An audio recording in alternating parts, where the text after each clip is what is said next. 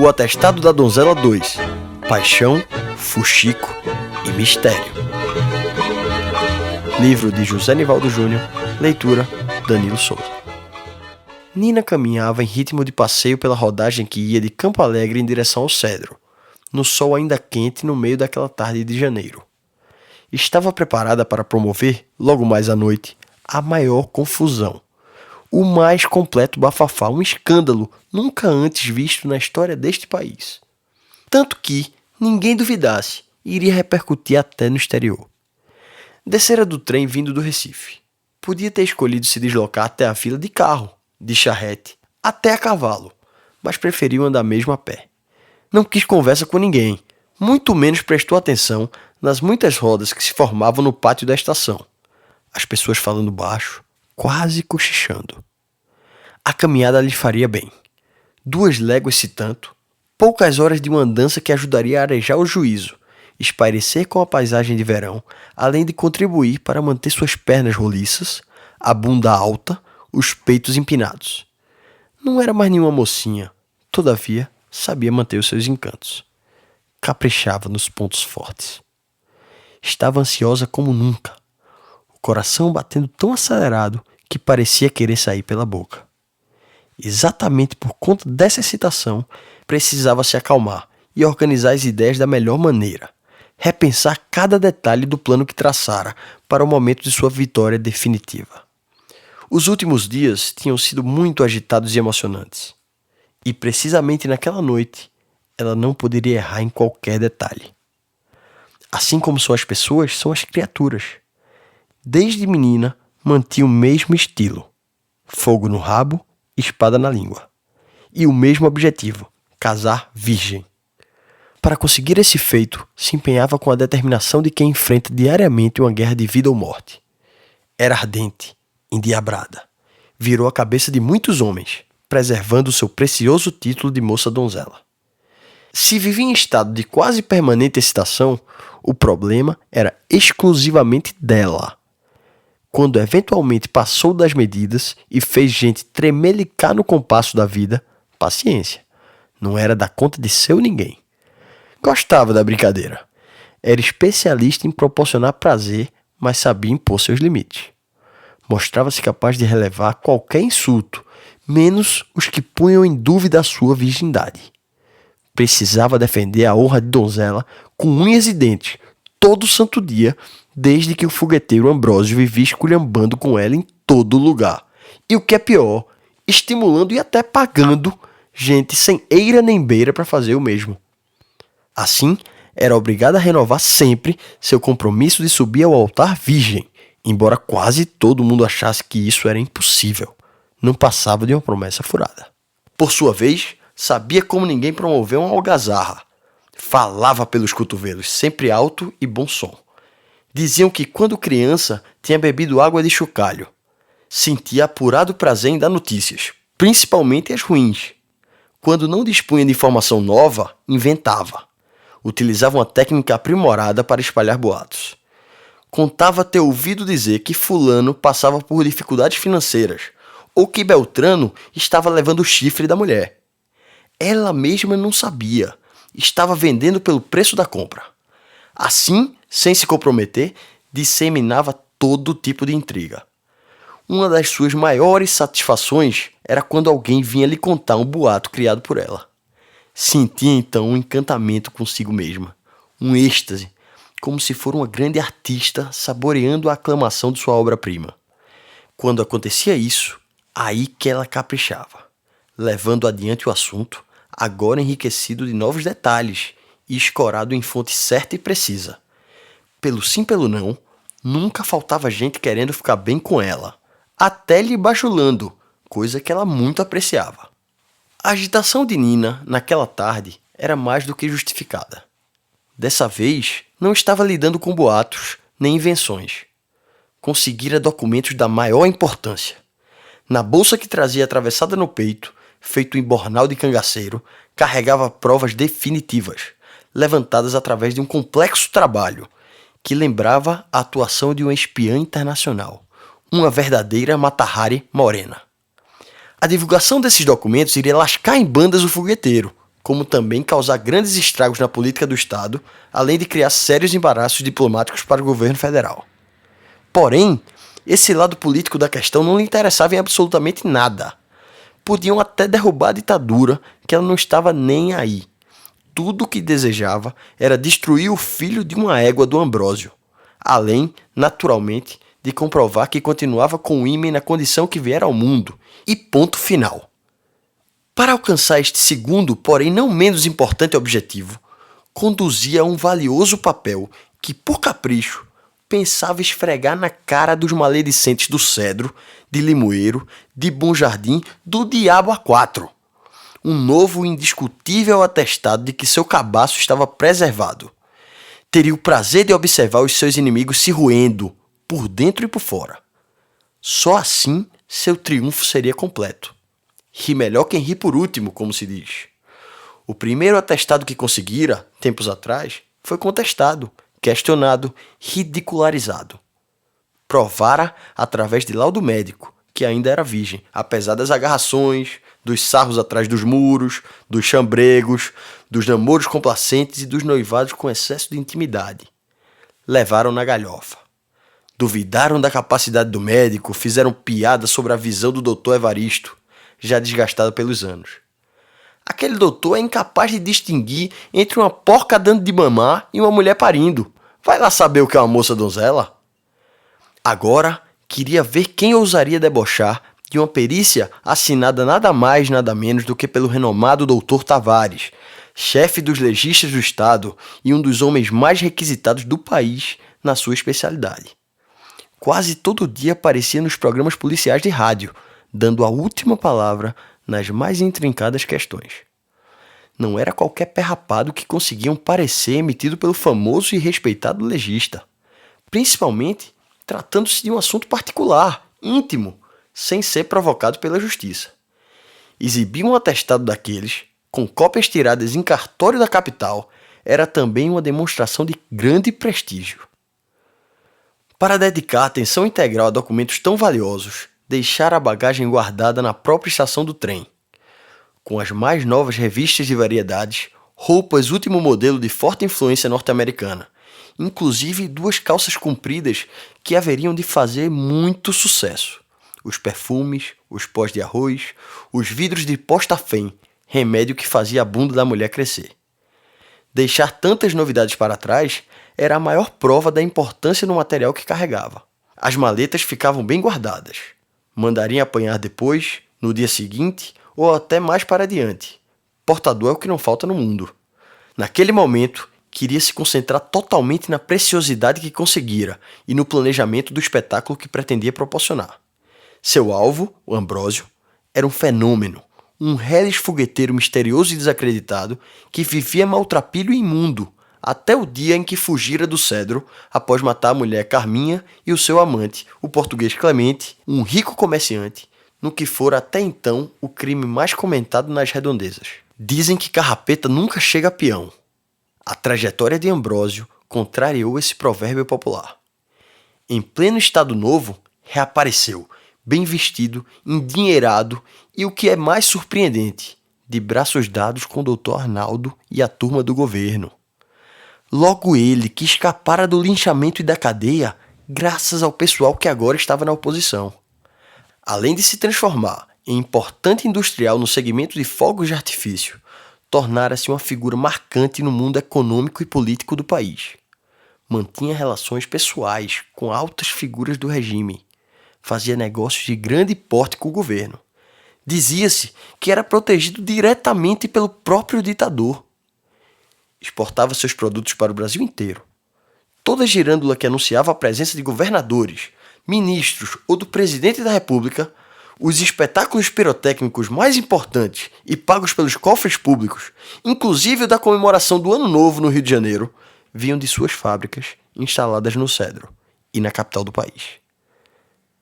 Nina sofreu o diabo na mão do fogueteiro, depois que esse voltara, rico e poderoso, esquecido de muita coisa, porém sem perdoar nada. Pagou pelo que fez e o que não fez, desde que o desalmado botou na cabeça que ela alcovitara a sem-vergonhice entre sua mulher e o português. interpretação totalmente equivocada. Servira de mensageiro entre os pombinhos, é verdade.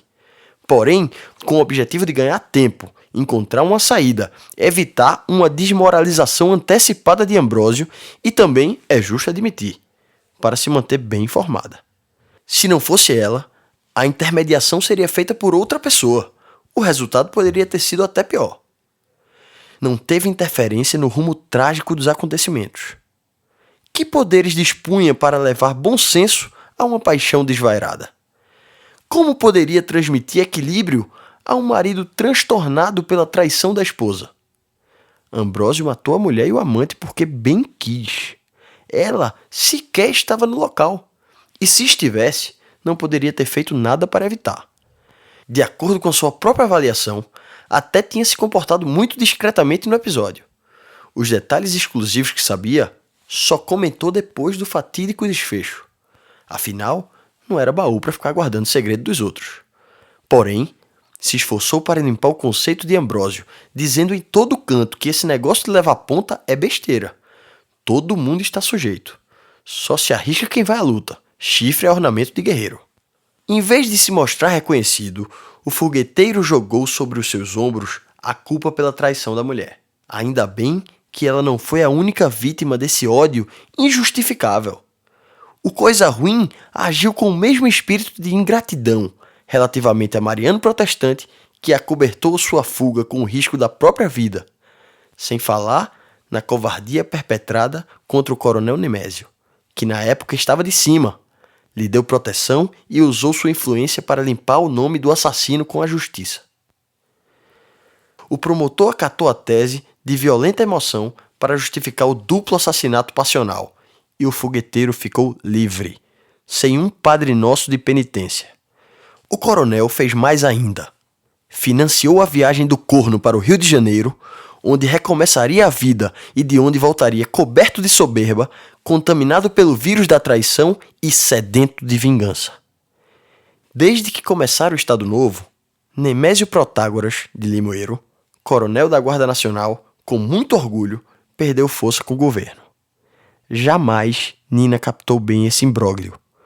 Tinha certa dificuldade para entender as misteriosas engrenagens que movem a política. Valdemir, o professor comunista que ela jurava ser seu último e definitivo amor, argumentava que eram contradições no interior da decadente classe dominante. Mas, convenhamos, uma conversa dessas explica, mas não justifica, como o povo gosta de dizer. O certo mesmo é que naqueles tempos de ditadura, quem casava e batizava era o doutor Arnaldo, de Bom Jardim, arquirrival do coronel. Sua primeira providência foi transformar o Cedro, vila que até então era pertencente a Limoeiro, em distrito de Bom Jardim. Decisão vinda de cima, dos altos escalões do poder. Porém, sem pé nem cabeça, olhando-se pelo lado social, cultural e até geográfico. Iniciativa estapafúrdia, que só se justificava pela queda de braços travada entre os políticos. O certo é que ficou assim. E ninguém desmancha um fato histórico. Não adianta chiadeira. A realidade é mais forte do que fogo ladeira acima ou água ladeira abaixo. A perda da vila doía no coração do coronel Nemésio. Abalava a autoestima dos limoeirenses. Era a prova do completo desprestígio para quem tivesse qualquer fiapo de dúvida. O Cedro situava-se praticamente nas portas de Limoeiro. O doutor Arnaldo fazia questão de estimular o desenvolvimento do local para provocar e enfraquecer o adversário, a bem dizer, no seu terreiro. O progresso era incentivado pelas hostes do poder estadual e financiado pelo crédito fácil do Banco do Brasil. Assim, rapidamente o Cedro transformou-se em importante polo industrial e comercial. Ganhava terreno a cada dia em relação a todas as localidades importantes da região, com novos empreendimentos a começar pela fábrica de fogos do próprio Ambrósio. Também se destacavam no novo quadro econômico o motor de descarroçar algodão, as olarias, as movelarias, organizações capazes de despertar a admiração em qualquer cidade de porte, sem contar inúmeros artesanatos menores, contudo afamados e respeitados até na capital, como o fabrico de redes e os maravilhosos trabalhos saídos das mãos mágicas das rendeiras. E para reforçar essa tendência favorável, lojas de grande conceito se instalavam no lugar. A despeito de todo esse surto de crescimento, ninguém falava mais em emancipação política, o grande sonho acalentado na década anterior. A palavra tornara-se proibida, subversiva, além de inútil, pois o governo ditatorial acabara com os partidos, as eleições, as câmaras de vereadores. O desejo dos moradores do Cedro agora era virar sede do município, projeto matreiramente acalentado pelo grupo político de Dr. Arnaldo.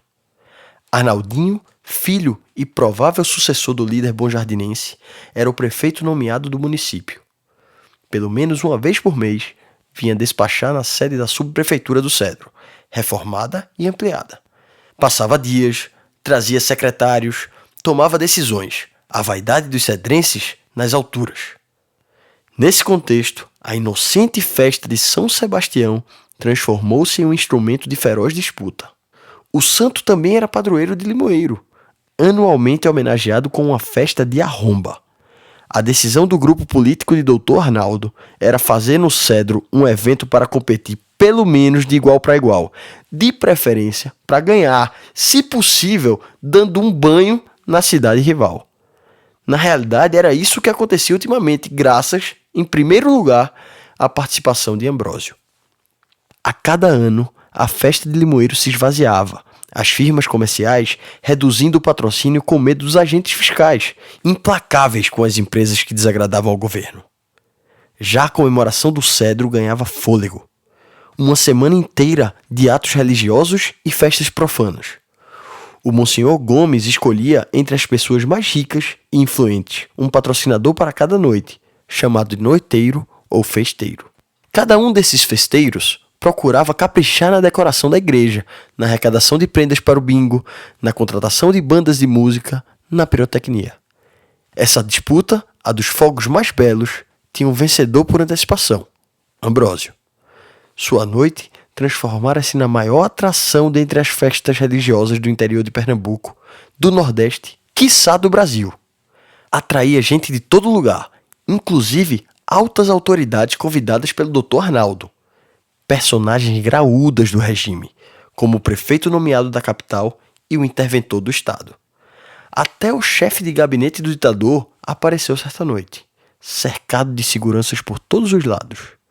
Nunca o Cedro vira tanto agente secreto. E era forçoso reconhecer. Todos se deslumbravam. Os fogos de artifício de Ambrósio faziam jus ao nome comercial que ostentavam. Sublime. Era então que o fogueteiro se transformava em rei, ou mesmo um deus. Sua vaidade se satisfazia plenamente, levando-o a esquecer as dificuldades e desmoralizações do passado.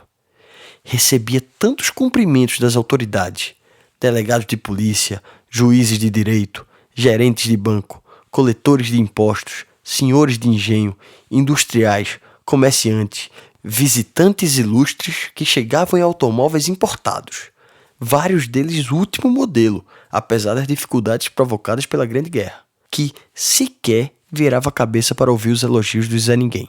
E especialmente nesta noite, além das mais altas autoridades do Estado e representantes do governo federal, estava também sendo aguardado o cônsul norte-americano em pessoa. Era essa apoteose que Nina pretendia estragar. No domingo anterior, na hora em que a feira semanal estava mais movimentada, atravessara a rua principal, no meio das bancas de miudezas e sapatos, passou pela feira de frutas, pela área dos vendedores de carne, foi até o Loré, onde se vendia tecidos de todos os tipos, anunciando aos gritos que tinha uma comunicação importante a fazer, que daquela vez ia acabar com Ambrósio para sempre.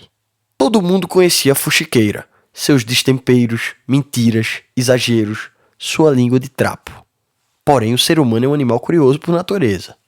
Bastava sua voz se fazer ouvir, as pessoas iam logo colocando as cabeças na janela, saindo para a calçada, se amontoando em torno dela para não ficarem por fora do assunto. Foi assim que um expressivo aglomerado se formou. Feirantes, almocreves, moradores dos engenhos e das fazendas, além do povo da rua. Todos se acotovelavam no pé da calçada alta da igreja. Parecia um comício. Nina, apocalíptica, cabelos despenteados, vermelha pelo esforço e pela quentura do sol, o vestido escandalosamente justo, realçando suas formas impecáveis. Gritou a plenos pulmões que antes da semana findar, Ambrósio ia ter o que merecia. Vocês vão ver. Dessa vez eu dou cabo da raça desse troço, desse fariseu, traíra, salafrário, cínico, difamador, sepulcro caiado, esse corno por derradeiro. E concluiu: tua hora chegou, Satanás. Nina retirou-se. Deixou a expressão pairando no ar. Essa qualidade ela também tinha. Dizia frases que marcavam, eram repetidas e se entranhavam na memória do povo. Todo mundo ainda lembrava da sentença que lançara sobre Joca, tempos atrás. Exatamente no dia em que botara para correr o comerciante industrial do algodão, que não resistiu à fúria do seu ódio e trocou as prósperas atividades urbanas pela compra de um decadente engenho de açúcar. Na caminhada para o seu esperado momento de glória, ela relembrava, mesmo sem querer, aquela ocasião histórica. Joca, abandonando o cedro numa comitiva de carros de bois, rumo à propriedade que adquirira, ela gritando no meio da rua: senhor de engenho? Só se for de merda! Procurou se desvencilhar dessas agradáveis recordações. Concentre-se, Nina. Hoje será o grande momento. O plano traçado era simples e parecia eficiente. Ela ia esperar o intervalo entre o fim da missa e o começo do espetáculo pirotécnico. Naquele momento, os músicos estariam se deslocando, as rodas de conversa falando baixo, os devotos saindo da igreja, o Monsenhor Gomes trocando as vestes de celebração, as autoridades se acomodando no lugar de honra, os protestantes se aglomerando à distância. Afinal, também eram filhos de Deus e tinham o direito de assistir àquele alumbramento. Repassou cuidadosamente os detalhes da sua estratégia. Tudo haveria de ser devidamente sincronizado. Aproveitaria o momento certo para soltar o seu grito de guerra, o estridente prefixo que fazia tremer quem carregava os podres no balaio. Ensaiava seu discurso. Atenção, pessoal! Tenho grandes novidades para contar. Prometi que hoje acabaria com Ambrósio e é o que vou fazer. Tenho aqui documentos oficiais de uma comissão internacional de inquérito que provam que esse fogueteiro, além de corno juramentado e assassino, também é ladrão. Veja, mestre almirante, com seus próprios olhos. Olha aqui, seu Amaro. Espie, dona Nenzinha. Monsenhor Gomes, o senhor prega honestidade? Repare onde o seu nome está metido. Cheguem todos. Podem examinar à vontade. É o maior escândalo dessa república. Verifiquem de onde vem o dinheiro que vai ser torrado daqui a pouco para enganar os trouxas. Doutor Arnaldinho, nosso insigne prefeito, seu nome também está envolvido na bandalheira. Tenho certeza que o senhor não sabia. Também foi enganado por esse Judas. Tome aqui a prova. É cópia. Pode ficar. Seria o maior fuzuê. Ambrósio procurando buraco para se enterrar.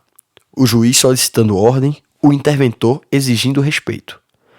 Provavelmente lhe dariam voz de prisão. Outros certamente exigiriam a detenção do fogueteiro. Nada disso importava. Estava disposta a correr todos os riscos. A vingança é um prato que se come frio, como o almirante repetia. Ela esperava há muito tempo por uma oportunidade. Não ia deixar escapar. Com esse roteiro fervilhando na cabeça, atravessou o rio Tracunhaém por um val. As águas corriam mansas. Só precisou tirar os sapatos e levantar a saia. Parou na sombra carinhosa da engazeira grande para recobrar o fôlego antes de entrar na vila. Estranhou o pequeno movimento. Já era a hora dos matutos estarem chegando para a celebração. O trajeto que estava seguindo era parte do plano. Se descesse de trem em Limoeiro, chegaria pela ponte, perto da sua casa. Vindo de Campo Alegre, como era o caso, atravessaria toda a povoação, fazendo zoada, falando alto, chamando a atenção das pessoas, aumentando as expectativas, mostrando que sua promessa seria rigorosamente cumprida. Foi com esse espírito que entrou no cedro, cumprimentando os passantes. Olá, pessoal, voltei. É hoje que eu acabo com esse fogueteiro safado. Vai dar cachorro em 45. Estranhou a pouca receptividade. Olhares atravessados. Gente entrando em casa antes dela passar.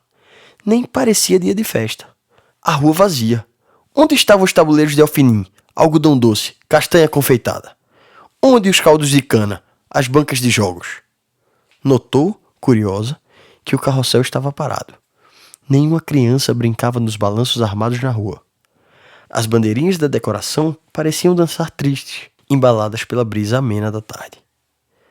Já quase na frente da igreja, onde havia um bom número de rodas de conversa, anunciou mais uma vez: "É hoje que eu acabo com o sacripanta do Ambrósio." Foi então que Tiago, o alfaiate comunista, aproximou-se, puxou-a pelo braço como se fosse para um canto de parede e disse quase sussurrando: "Nina, acabe com essa palhaçada! Respeite o morto!" "Morto? Quem está morto? Ambrósio? Não é possível." Possível era, claro, pois, segundo ensinava o sábio almirante, para morrer basta estar vivo. Tiago foi enfático para não deixar dúvida. Ambrósio bateu a caçuleta, abotoou o paletó, entregou a alma ao diabo, desinfetou o beco. Só não se mudou ainda para a cidade dos pés juntos, porque o corpo foi levado para o Recife. É um caso muito enigmático. Vai ter autópsia e tudo. A moça estava pasma. Em outro momento, a notícia seria motivo de comemoração. Aquela, porém, era a ocasião mais inoportuna e desaconselhável para o fogueteiro ter esticado o cambito. Sentiu sua vingança, que parecia tão sólida, desmanchar-se no ar. O assombro estampado no rosto era mais eloquente do que qualquer discurso. Tentou perguntar alguma coisa. "Como foi isso, seu Tiago?" As palavras vieram com dificuldade. O alfaiate deu com os ombros e afastou-se lentamente. Observou o entorno. Era o destino de todos os olhares. A perplexidade quase podia ser vista flutuando no espaço, como nuvens escuras em dia de tempestade. Pela primeira vez na vida, Nina não conseguiu segurar o queixo. Ficou parada, no meio da rua, olhos esbugalhados, boca aberta. Até que Lutécio da Roleta gritou de lá, implacável: "Fecha a boca, fuxiqueira, senão tu vai engolir mosca." Sorte a dela que nenhuma estava voando por ali naquela hora.